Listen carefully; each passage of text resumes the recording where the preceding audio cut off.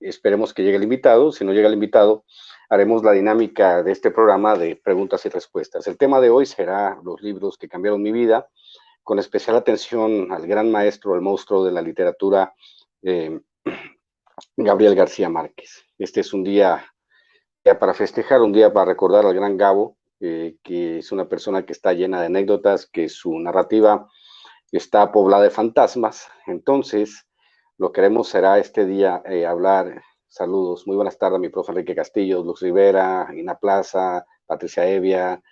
Claro que todos somos sin censura, y estamos abiertos a las preguntas del público, estamos abiertos a hablar, a dialogar acerca de literatura, que es a lo que yo me he dedicado los últimos 20 años, claro está.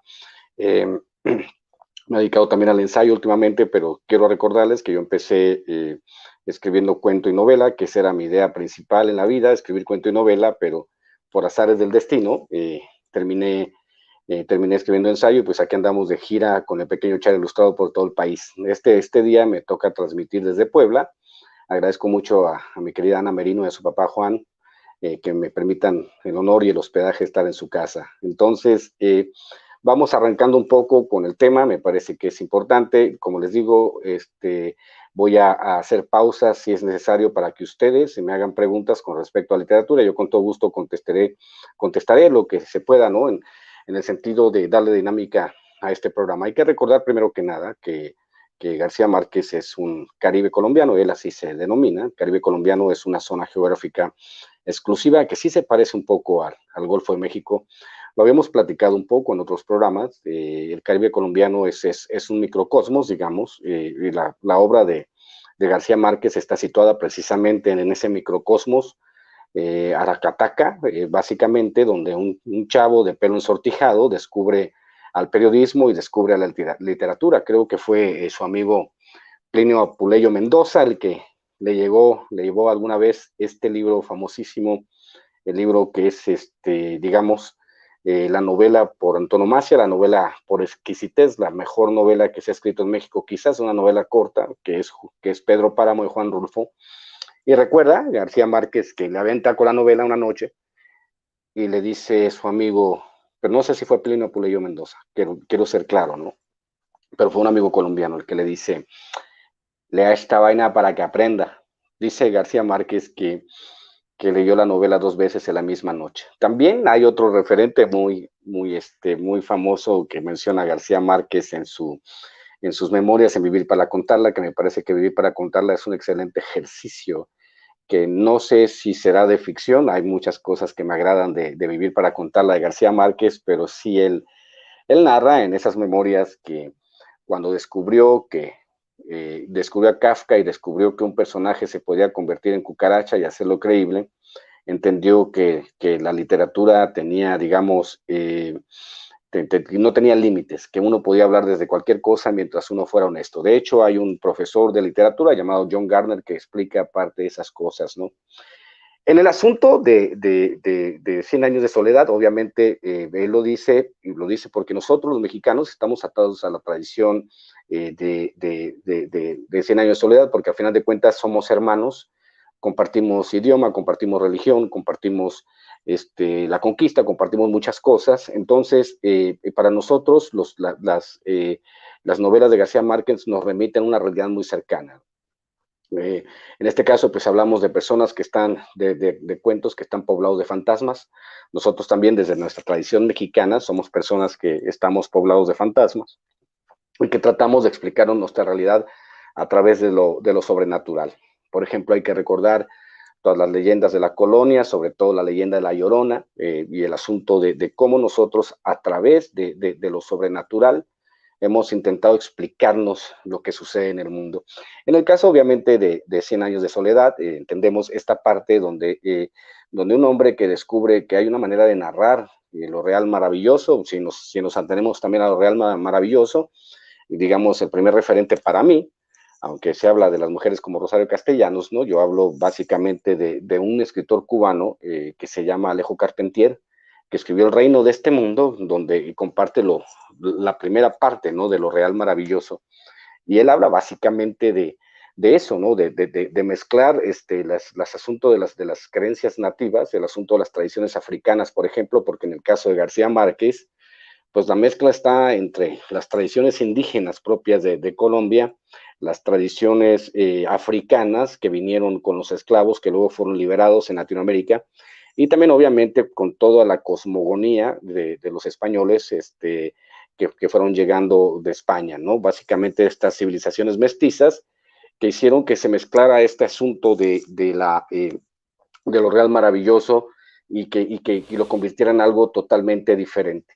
En 100 años de soledad nos atrevemos a decir que se convierte en, más que nada, yo soy sincero, la leí por primera vez, la leo cada 2 o 3 años, la novela. O sea, es una novela río que no deja de agotarse en ese sentido. O sea, explicamos que una novela río es donde muchísimos personajes, de hecho hicimos un programa con Miguel Martín, tratando de entender esta parte, ¿no? De cómo funciona una novela río con muchísimos personajes. De hecho, hasta compartimos un gráfico, ¿no? Donde se explicaba por dónde llegaban los buen día. De hecho, quizá en Colombia sea donde uno de los únicos países donde la gente se atreve a recitar de memoria la primera página de 100 años de soledad. Yo lo hago desde mi perspectiva, hablando básicamente de los primeros párrafos porque me encanta, ¿no? Y siempre los mezclo Pedro Páramo con 100 años de soledad, y siempre digo, frente al pelotón de fusilamiento, el coronel Aureliano Buendía habría de recordar aquel lejano día en que su padre lo llevó a conocer el hielo.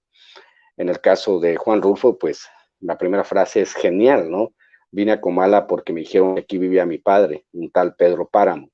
Es muy importante, sobre todo en el asunto de cuando uno establece el análisis de una novela o cómo se va secuenciando, porque al final de cuentas escribir significa eso, significa empezar a entender cómo se van construyendo las frases, cuál es el ritmo de las frases, cómo se adjetiva para que una narración sea funcional.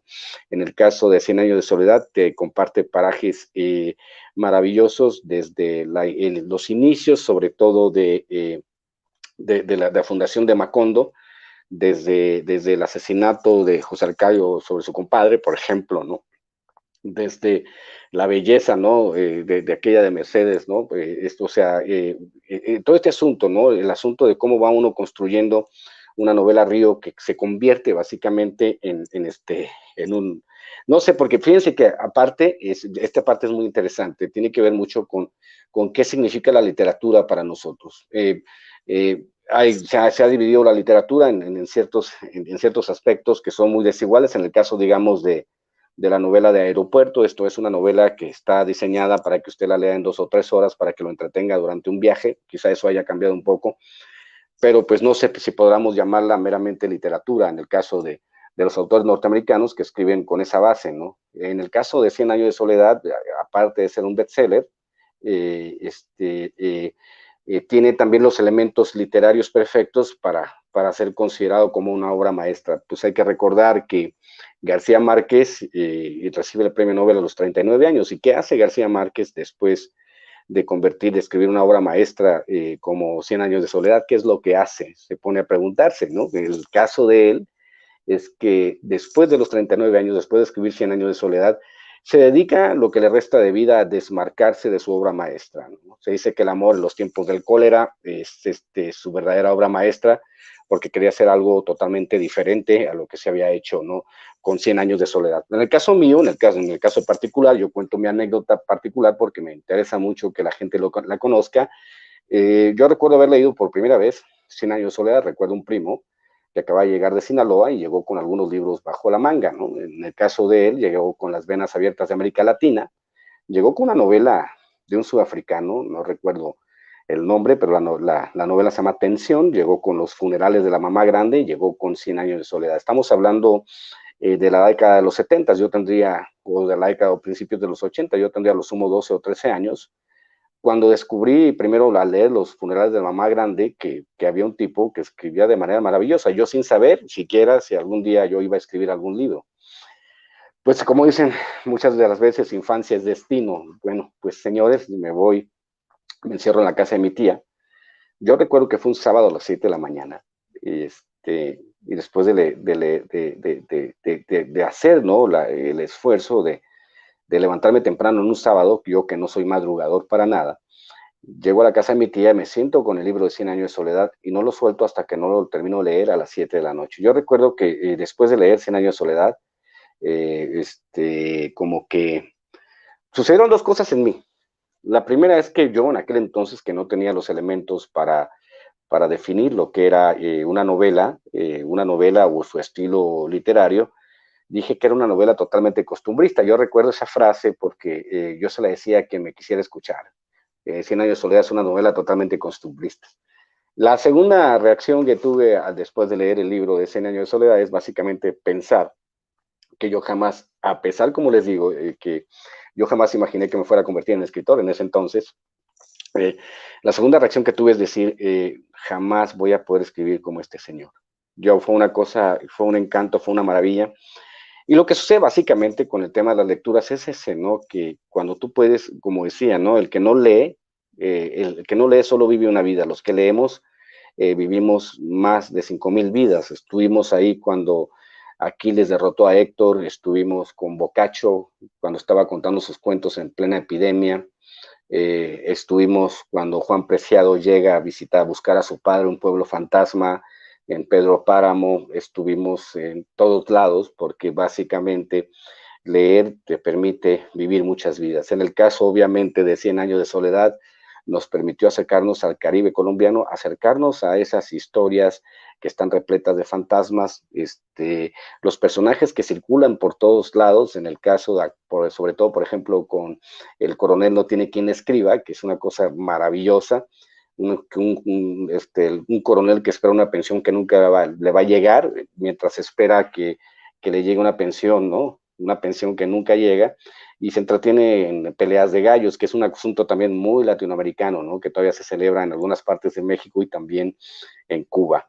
Los funerales de la mamá grande obviamente es una colección de cuentos maravillosos. Yo recuerdo aquel cuento porque al final de cuentas saben lo que pasa con los libros, que con el caso en el mío, que yo tengo memoria de teflón, que pienso yo en esta circunstancia donde hay ciertas características del libro que se te olvidan, pero hay ciertos personajes que se quedan totalmente grabados para la posteridad. Recuerda uno mucho los funerales de la mamá grande, aquel cuate que se roba las bolas de billar, ¿no? Y me parece que es un cuento maravilloso.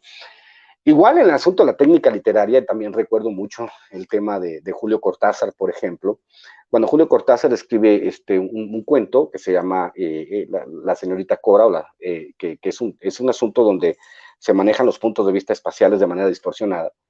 Para lo que ustedes no sepan cómo funcionan algunos aspectos de la literatura, pues obviamente permítanme decirles que hay muchos narradores que se pueden escoger para contar un relato.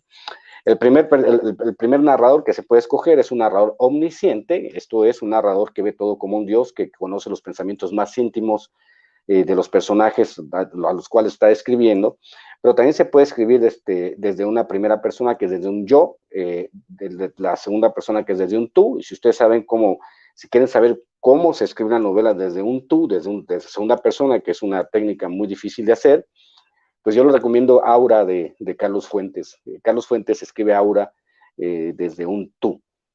Y sobre todo creo que la técnica, no sé, era pospretérito, una cosa de esas, ¿no? Donde él pues narra desde un tú. La tercera persona es desde un él, y también hay un cuate, un escritor maravilloso que de hecho es una influencia muy grande en la literatura de García Márquez, que se llama William Faulkner. William Faulkner, un autor norteamericano que escribió Mientras agonizo. Él escribió esa novela desde un coro de voces. Esto es varias personas contando un mismo suceso a la hora de los funerales de Adi Bundren, y están toda la familia contando el suceso a través de su subjetividad, ¿no? Entonces, una copia